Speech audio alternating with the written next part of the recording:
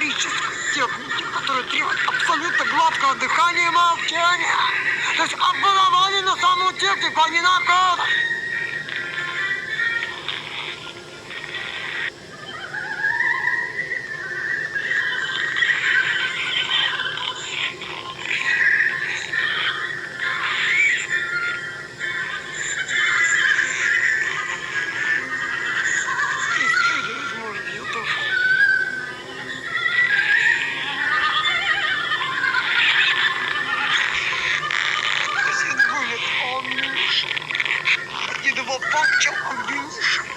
But not addictive like euphoria conditions, can you imagine?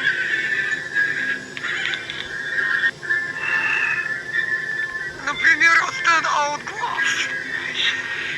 Возможно, dangerous and you, it's against laws of this technique. But they don't give to take gloves.